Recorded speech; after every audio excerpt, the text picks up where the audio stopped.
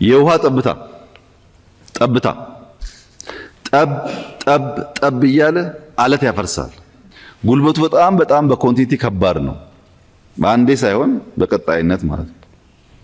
እንደዚህ አይነት ወሰብሰብ ያለ ነገር ያለው የህይወታችን አካል የሆነ ቸል ልንለው የማንችል ብንለውም ኤግዚስተንሳችን ጥያቄ ውስጥ የሚገባ ነገር አይ ግድ የለም ውሃ ሊባል አይችልም። እኛ ውሃ ነን።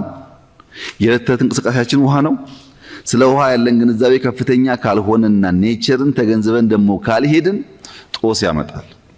ወደፊት ደግሞ የዓለም ዋናው የጭቅጭቅ የንትርክ የሀብት ምንጭ ውሃ ይሆናል።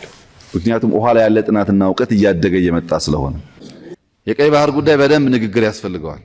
አንናገረውም፣ አናነሳውም፣ ለግጭት ነው እንደዛ አይደለም። ግጭት የሚባል እኛ አንፈልግም፣ ግን እናነሳዋለን። ሁለተኛው አባይ ነው። ሶስተኛው አጠቃላይ አፍሪካ ቀንድ ነው።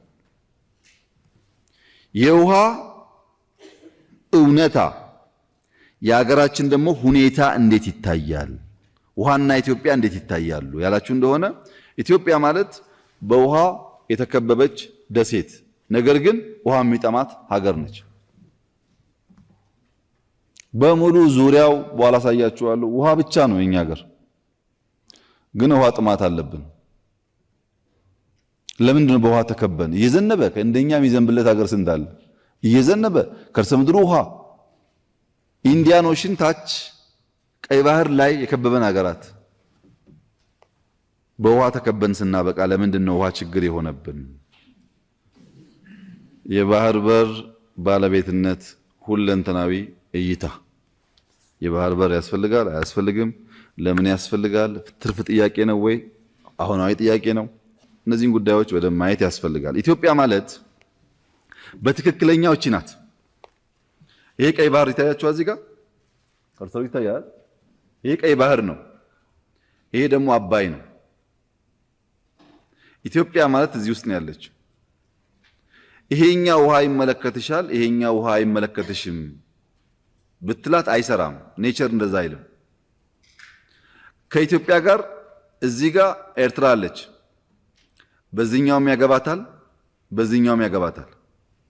እዚህ ጋር ሱዳን አለች። በዚህኛውም ያገባታል፣ በዚህኛውም ያገባታል። እዚህ ጋር ግብጽ አለች። በዚህኛውም ያገባታል፣ በዚህኛውም ያገባታል።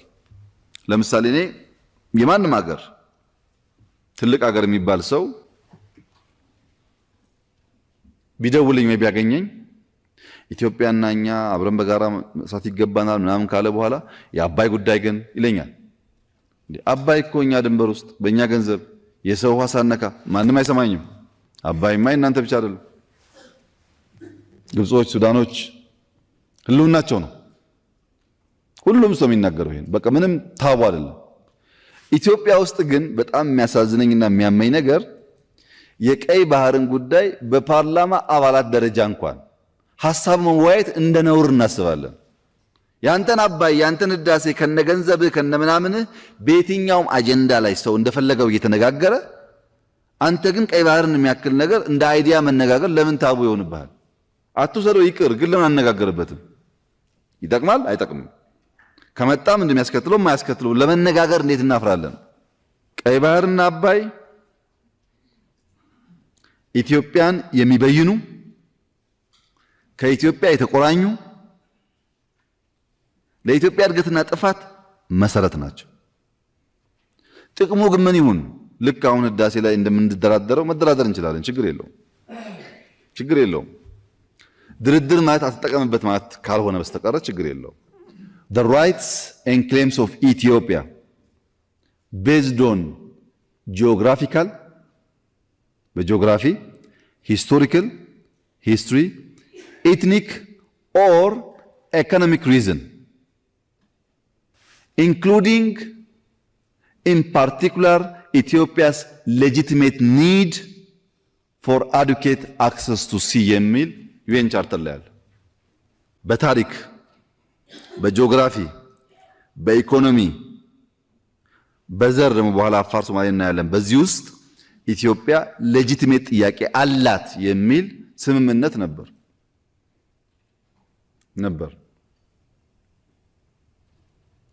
ይህን ስምምነት መፈተሽ ያስፈልጋል።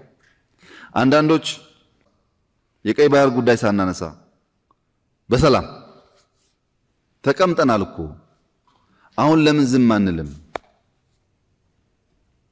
ቢቀርብንስ? ከኤርትራ ቢያጋጨንስ? ከጅቡቲ ቢያጋጨንስ? የሚል ስጋት ያላቸው ሰዎች አሉ። 50 ሚሊዮን ነበርክ፣ አሁን በ2030 150 ሚሊዮን ልትሆን ነው። አሁን በ2030 150 ሚሊዮን ህዝብ ጂኦግራፊካል ፕሪዝን ሆኖ መኖር አይችልም። አንደኛ ደህንነት አለ እንደምታውቁት፣ ብላስት ያደርጋል።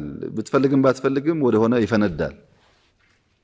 ህዝቡ እንዳይፈነዳ እንዳይበተን መነጋገርና መልክ ማበጀት ያስፈልጋል። ለምን አንድ ነገር ማቆየት ነው ሰውን ሽባ የሚያደርገው እንጂ ላጠረ ጊዜ መሸከም ችግር አይደለም። ተመልከቱ ይሄን ነገር። How heavy is this glass of water? Melissa, would you care to answer? 8 ounces?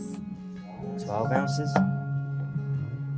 ምንድነው ይሄ ሰውዬ እያለ ያለ? ምን ያህል ይከብዳል ብሎ ጠየቀ። ተማሪዎች ገመቱ። 3 ግራም፣ 5 ግራም፣ 20 ግራም ብሎ ገመቱ። ዋናው ጉዳይ እሱ አይደለም። ይሄንን ውሃ አንድ ደቂቃ ብትሸከመው ምንም ችግር የለም። ይሄው ሸከመዋል። ግን አንድ ሰዓት ተሸከመው ብትለኝ እቺ ውሃ እቺ ክብደት የደከመችኝ ትላለች። አንድ ቀን ሙሉ ብትለኝስ እጄ ይደነዝዛል፣ መያዝ ያቅተዋል፣ ነምነስ ይመጣል ማለት ነው። አንድ ነገር ለ30 ዓመት ብትይዘው ይደካክም ይሆናል። ለ60 ከሆነ ግን ይደነዝዛል፣ እጅ መሸከም አይችልም። እና ምን እናድርግ? እንዲህ እንነጋገርበት፣ በጉዳዩ እንወያይበት። ይሄ ነገር ምን እንደሚያመጣ ብለን በቀይ ባህር ጉዳይ ማንወያይ ከሆነ በስንዴ ማንወያይ፣ በግሪን ሌጋሲ ማንወያይ፣ በገቢ መሰብሰብ ማንወያይ ምን ትርጉም አለው? ምክንያቱም ገቢ ሰብስበን ግሪን ሌጋሲ ተክለን ፍላጎታችን ሰላም፣ አንድነት፣ ብልጽግና ነው። በቀይ ባህር ምክንያት የምናጣው ከሆነ ዋጋ የለውም። እንወያይበት። ስንወያይ አይ አንደኛ ጊዜው አይደለም፣ ሁለተኛ ብዙ ጥቅሙም ብዙ አይደለም ካልን እንተዋለን። መነጋገር ግን ለምን እንፈራለን ነው። መወያየት ለምን እንፈራለን? ምክንያቱም በአባይ ጉዳይ ማንም ፈርቶን አያውቅም። ማንም እዚህ ጋር ተከዜ ኤርትራን፣ እዚህ ጋር ጣና ሱዳንና ግብፅን፣ እዚህ ጋር ባሮ፣ ይኸው ባሮን ተመልከቱ፣ ጋምቤላ ጋር ነው። ተነሳ ወዲያው ሄደ። ባሮ ጋምቤላ ውስጥ እንኳን ቢዞር ስንት ቦታ ያለማል። ግን ተፈጠረ ሄደ ሳውት ሱዳን። እዚህ ጋር ኦሞ አለ። ኦሞ በዚህ ጋር መጥቶ ኬንያ ይገባል። እዚህ ጋር ገናሌ ዳዋ ከዚህ ይመጣል ሶማሊያ ይሄዳል። ዋቢ ሸበሌ ከዚህ ይመጣል ሶማሊያ ይሄዳል። ማን ነው ከኢትዮጵያ ውሃ የማይወስድ? ከጎረቤቶቿ የማይወስድ ማን ነው? ጅቡቲ መውሰድ አለባት ብለን ፓይፕ ዘርግተን ኤሌክትሪክ ከፍለን ውሃ ሰጠናት። ኤርትራ ተከዜ አላት፣ ሱዳን ተከዜና ናይል አላት፣ ሳውት ሱዳን ባሮ አላት፣ ኬንያ ኦሞ አላት፣ ሶማሊያ ዋቢ ሸበሌ አላት፣ ገናሌ ዳዋ አላት። እኛ ያልሰጠነው ጎረቤት ማን ነው? ያውም የሚጠጣ ፍሬሽ ውሃ ተቀባይ ብቻ ብንሆን ችግር የለውም። አንድ ሀገር ለኢትዮጵያ 1 ሊትር ውሃ ፍሬሽ ውሃ የሚሰጥ ሀገር የለም። ሁሉም ተቀባይ ነው። ይገባቸዋል። አሁንም በደንብ አብዝተን ሰጣቸዋለን። ግን የእናንተን እንካፈል የኛ እንዳትጠይቁ ማለት ግን ትክክል አይደለም። አብረን መኖር ካሰብን፣ ሰላም ካሰብን ከኛም ከነሱም ሚዛኑን በጠበቀ መንገድ እየተጋራ መኖር አለብን እንጂ የኛ ሲሆን ችግር የሌለው የሚወሰድ ከዚያ ሲሆን ግን የማይጠየቅ ከሆነ ፌርነስ የለም፣ ጀስት የለም። ጀስት ደግሞ ከሌለ የጊዜ ጉዳይ ነው፣ ያጣላል።